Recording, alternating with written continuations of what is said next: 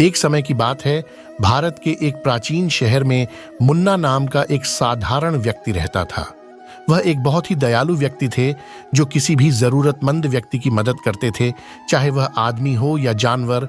बदले में वह किसी से कुछ भी उम्मीद किए बिना मदद करते थे।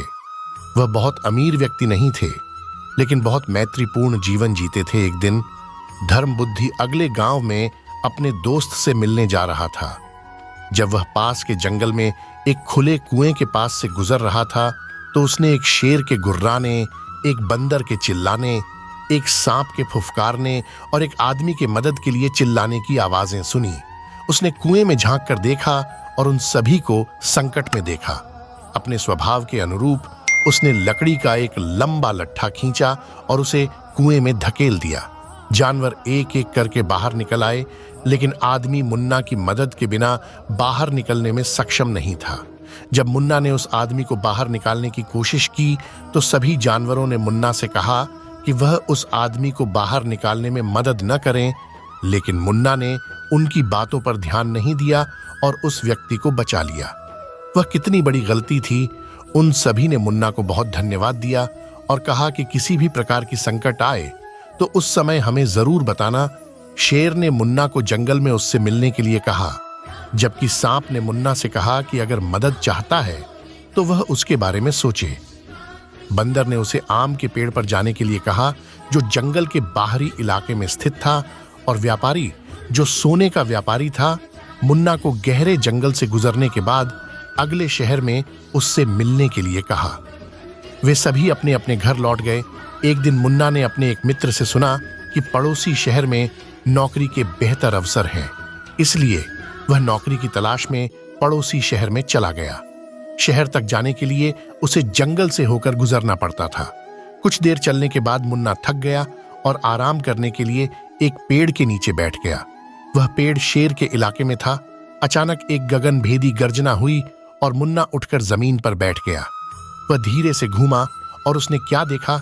उसने देखा कि उसके ठीक पीछे एक शेर बैठा है। उसे आश्चर्य हुआ कि शेर ने उस पर हमला नहीं किया। मुन्ना को शेर परिचित लग रहा था। आहा, यही वह शेर था जिसे मुन्ना ने बचाया था। शेर ने मुन्ना को तुरंत पहचान लिया था। शेर ने मुन्ना को उसे गले लगाने की अनुमति दी और उसने अपने मुंह में रखा एक सोने का हार मुन्ना के चरणों में गिरा दिया। मुन्ना ने चमकता हुआ सोने का हार उठाया, शेर को धन्यवाद दिया और अपनी यात्रा जारी रखी। उसने सोचा कि वह यह हार उस सोने के व्यापारी को बेच देगा जिसे उसने पहले बचाया था और जो वहीं पास में रह रहा था। वह थोड़ी देर के लिए चला था कि अचानक लुटेरों के एक गिरोह ने उस पर हमला कर दिया और उसके परिवार को खिलाने की एकमात्र उज्जवल आशा थी। वह सोने का हार उसे भी लुटेरों ने छीन लिया। असहाय मुन्ना एक आम के पेड़ के नीचे बैठकर सोचने लगा कि अब वह क्या करेगा। पिछले कुछ मिनटों में किस्मत ने उसका भरपूर साथ दिया था और अब भयानक लुटेरों ने उसकी उम्मीदों पर पानी फेर दिया। मुन्ना ने जिस बंदर को बचाया था वह इसी पेड़ पर रहता था। बंदर ने देखा था कि मुन्ना के साथ क्या हुआ था और वह उसकी मदद करने के लिए दृढ़ था। उसने कुछ रसीले आम इकट्ठे किए और मुन्ना के पास फेंक दिए। आश्चर्यचकित होकर मुन्ना ने ऊपर देखा कि बंदर उसकी ओर देखकर मुस्कुरा रहा है। मुन्ना ने तुरंत अपने पुराने दोस्त को पहचान लिया और उससे भी कुछ रसीले आम खाने को कहा। बंदर, जो मुन्ना को निराश नहीं करना चाहता था, नीचे उतर गया और उसके द्वारा दिए गए 2 रसीले आम खा लिए। इन आमों को खाकर नींद आने पर मुन्ना लेट गया और सो गया। बंदर इसी पल का इंतजार कर रहा था और लुटेरों को ढूंढने के लिए एक पेड़ से दूसरे पेड़ पर कूदने लगा। जल्द ही उसे लुटेरे मिल गए जो एक दूसरे पेड़ के नीचे सो रहे थे। बंदर धीरे धीरे और चुपचाप पेड़ से नीचे उतरा और उसे हार मिल गया। उसने उसे हार को उठा लिया और मुन्ना के पास लौट आया। मुन्ना अभी अभी नींद से जागा था और उसे अलविदा कहने के लिए बंदर की तलाश कर रहा था। बंदर मुन्ना के पास पहुंचा और उसे हार दे दिया। अपने दोस्तों की वफादारी से बहुत खुश होकर उसने बंदर को गले लगाया और फिर से शहर की ओर चल पड़ा। अगले शहर में पहुंचने के बाद वह व्यापारी की तलाश में निकल पड़ा। अंततः मुन्ना को वह व्यापारी मिल गया। व्यापारी ने मुन्ना का अपने घर में स्वागत किया और पूछा कि मुन्ना भाई, समस्या क्या है? मुन्ना ने व्यापारी को बताया कि उसके पास बेचने के लिए एक सोने का हार है और यह भी बताया कि शेर ने उसे हार दिया है। दुष्ट व्यापारी ने पहचान लिया कि यह हार इस नगर के राजकुमार का है जो शिकार करते समय मारा गया था। व्यापारी अच्छी तरह से जानता था कि मुन्ना ने यह अपराध नहीं किया होगा, लेकिन उसने सोचा कि राजा उसे हत्यारे को ढूंढने पर इनाम देगा। उन्होंने मुन्ना को रात के लिए अपने घर पर रुकने के लिए कहा, क्योंकि मुन्ना थका हुआ होगा, और भोला भाला मुन्ना ने रात रुकने के लिए सहमत हो गया। व्यापारी अगली सुबह जल्दी उठा और राजा को सूचित करने के लिए महल में गया कि उसे हत्यारा मिल गया है। निराश राजा ने बिना कोई मुकदमा चलाए मुन्ना को कारागार में डाल दिया। निराश मुन्ना को अब एहसास हुआ कि उसे अपने दोस्तों की सलाह माननी चाहिए थी, न कि व्यापारी की मदद करनी चाहिए थी। उसे एहसास हुआ कि आखिरकार उसका एक और दोस्त बच गया है। सांप। उसने सांप के बारे में गहराई से सोचा और अचानक उसे जेल की छोटी सी खिड़की से फसफ साइट की आवाज सुनाई दी।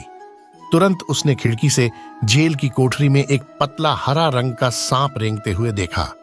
मुन्ना को अपनी आंखों पर विश्वास नहीं हो रहा था। यह वही सांप था जिसे मुन्ना ने कुएं से बचाया था। सांप ने कहा, प्रिय मुन्ना भाई, तुमने उस चालाक व्यापारी पर विश्वास क्यों किया? अब तुम इस पर कुछ नहीं कर सकते, लेकिन मैं कर सकता हूं। मैं एक जड़ी बूटी लाया हूं जो तुम रख लेना, और मैं जाकर राजा की रानी को डस लेता हूं। फिर कोई कुछ नहीं कर पाएगा सिवाय तुम्हारे, क्योंकि यह जड़ी बूटी हर सांप की जहर का तोड़ है। तुम जाकर उस रानी के मुंह में यह जड़ी बूटी निचोड़कर रस को पिलाना, जिससे रानी जीवित हो जाएगी और राजा खुश होकर तुम्हें यहां से आजाद कर देगा। मेरी शुभकामनाएं तुम्हारे साथ हैं। ऐसा कहकर सांप ने मुन्ना के पास एक जड़ी बूटी गिराकर जेल से बाहर चला गया और जाकर रानी के कक्ष में घुस गया और रानी को काट लिया। सांप के काटते ही रानी मूर्छित होकर गिर गई। यह घटना सुनने ही महल में खलबली मच गई। राजा चिंतित हुए और नगर में घोषणा कर दिया कि जो भी रानी के प्राण बचाएगा उसे इच्छानुसार कुछ भी दिया जाएगा। राजा की घोषणा सुनकर दूर दूर से डॉक्टर और वैद्य आए, लेकिन कोई भी रानी को जीवित नहीं कर सका। समय की मांग को देखते हुए मुन्ना ने सिपाहियों से कहा कि मैं रानी जी को जीवित कर सकता हूं, मुझे भी एक अवसर दिया जाए। सिपाहियों ने यह बात राजा को बताई। राजा ने तुरंत मुन्ना को बुलाने का आदेश दिया। मुन्ना महल में जाकर रानी को वो जड़ी बूटी पिलाई जैसा सांप ने उससे कहा था। रानी जीवित हो गई। राजा खुश हुआ और मुन्ना को अपने इच्छानुसार कुछ मांगने को कहा। मुन्ना ने राजा को सारी बात बताई कि कैसे व्यापारी ने उसको धोखा दिया था और कैसे उसके पास वह राजकुमार का हार उसके पास आया था।